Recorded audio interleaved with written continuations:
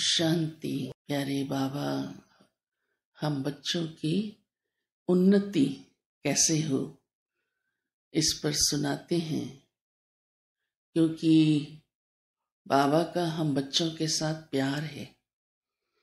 तो जरूर बाबा क्या चाहेगा, कि बच्चे उन्नति को प्राप्त करें। ये भी प्यार की निशानी है। तो बाबा ने आज उसके लिए हमें कुछ एक बातें कही हैं कि उन्नति कैसे होगी। तो सबसे पहली बात बाबा कहते हैं कि जब आप धारणा करेंगे तब उन्नति होगी। इसके आप सब अनुभवी भी हो। सिर्फ सुन लेने से तो उन्नति नहीं होगी। जो बाबा हम बच्चों को कहते हैं, और रोज ही बाबा की शिक्षा हम सभी को मिलती है, मुरली ही हमारे लिए सब कुछ है। तो बाबा कहते हैं इसकी धारणा करो। अब इसकी धारणा कैसे होगी, ये भी बहुत जरूरी है। कई बार कई भाई बहने कहते हैं हम लक्ष्य रखते हैं, लेकिन फिर वही संस्कार काम करता है, बाबा की श्रीमत धारण नहीं हो पाती। तो उसकी आज बाबा ने बहुत सहज विधि सुनाई है। बाबा ने कहा कि धारणा होगी जब आपकी याद का चार्ट बहुत अच्छा होगा। इसीलिए बाबा ने हमें योग का सब्जेक्ट दिया है। फर्स्ट ज्ञान फिर योग, क्योंकि ज्ञान से समझ मिल गई, पर उस समझ को धारण कैसे करें, उसके लिए आत्मा को शक्ति चाहिए, और वो शक्ति मिलेगी योग से। भक्ति मार्ग में भी कहते तो आए विषय विकार मिटाओ, परंतु मिट तो नहीं पाए ना। और ये धीरे धीरे मिटाओ तो छोड़ो, घटाओ भी नहीं हुए, बल्कि बढ़ाओ होते गए। कारण मालूम भी है ये दुख देने वाली बातें हैं, या कोई भी अपना संस्कार ये अच्छा नहीं है किसी भी प्रकार का। तो बाबा कहते हैं उसके लिए चाहिए आत्मा को शक्ति, और वो आएगी बाबा की याद से। अब बाबा की याद भी ऐसी हो यथार्थ कि शक्ति आत्मा के अंदर आ जाए। अब वो कैसे हो, वो भी राज आज बाबा ने सुनाया है। याद तो सभी करते हैं, परंतु फर्क है ना हर एक की याद में, कि वो याद हमारी इतनी ऐसी हो जो हम ज्ञान की धारणा कर ले। ऐसी याद, एक बैठ जाना, चलो बाबा कहना, चलो थोड़ा मन लगा थोड़ा नहीं लगा, कनेक्शन पूरा नहीं जुटा।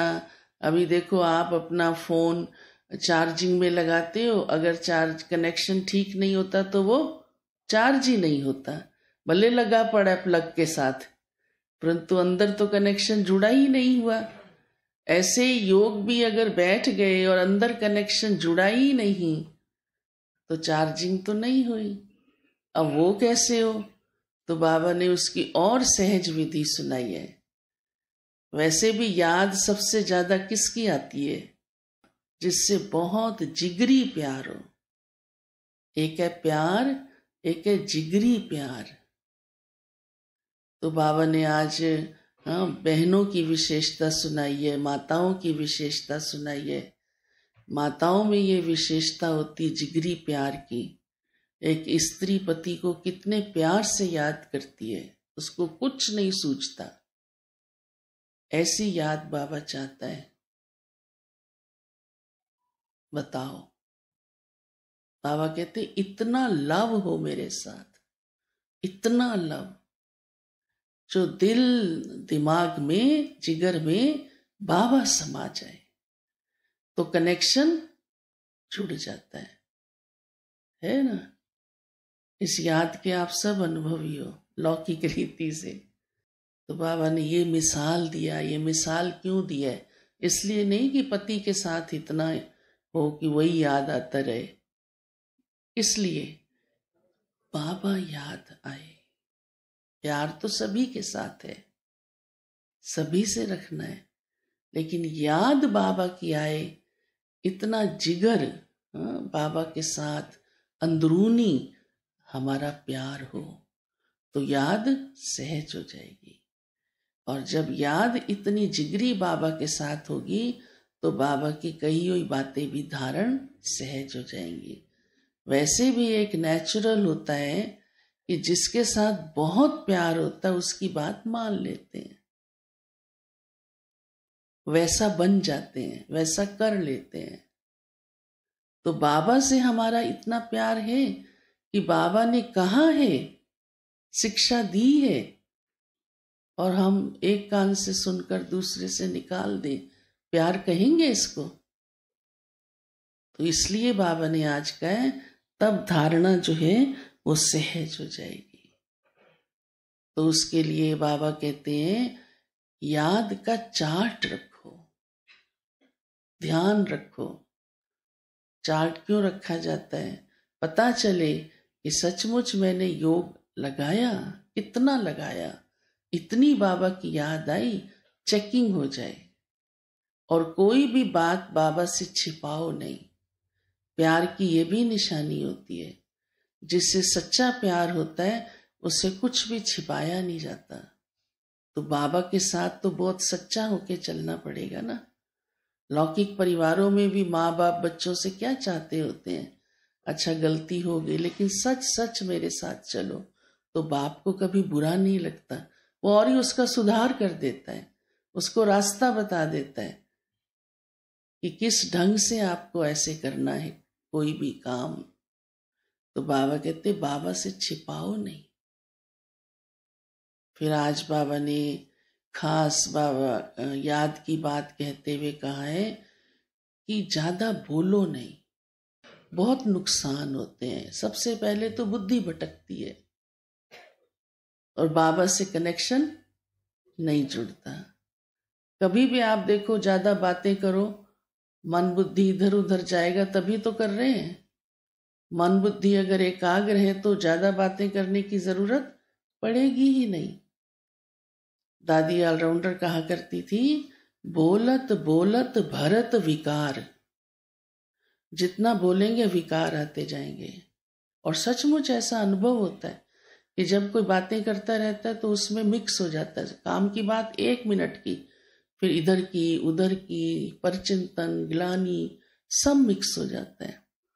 तो नुकसान हो गया ना कितना। बोलने वाले का तो बहुत ही ज्यादा हो गया, सुनने वाले का भी हो जाता है। क्योंकि बुद्धि किस तरफ गई? सुना तो बुद्धि किस तरफ गई? परंतु बाबा ने बहुत सिंपल वे से हम बच्चों को कहा है, सहज भाव से, कि ज्यादा बोलना नहीं है। अगर सोचें आप इसको बारीकी से तो वाणी भी एक तप है। हमारा जीवन तप का है ना, त्याग तपस्या सेवा। वाणी भी एक तप है। आपका कितना नियंत्रण है अपनी वाणी पर, यही तप है। क्या इस तप में हम पास हैं? यही तप है कि हमारे मुख से कुछ भी कहने वाली बात भी हम संभाले ना कहें, तब कहेंगे तप। तो बोलना भी एक तप है, इसलिए नियंत्रण चाहिए। ऐसे भी नहीं ये सच है इसलिए भी बोल दूं, नहीं। अगर वो सच कड़वा है उसे संभालो ताकि दूसरे को दुख नहीं मिले। वातावरण में नेगेटिविटी ना आ जाए, नहीं तो तप थोड़ा कहलाएगा वाणी। तप कैसे कहलाएगा? तप त्याग के बिना तो होता ही नहीं। कोई भी तप त्याग के बिना होता है? कोई भी तप। अब आप सुबह अमृत वेला करते हो, रेस किया आपने, तो त्याग किया ना, नींद का त्याग किया ना। तो वाणी एक तप है। आज बाबा ने ये शिक्षा भी हम बच्चों को दी है। तो आप समझते हैं ये तप होना चाहिए। और ये तप कठिन नहीं है। कई तप तो कठिन होते हैं ना, ये तप सुखदायी है। हमारा जो अनुभव है, मैं अपना अनुभव सुनाती हूँ, ये तप सुखदायी है। वो बात कहो ही नहीं जो दूसरे को प्रिय ना लगे। ये पसंद है, ये आप सबको पसंद है? हाँ,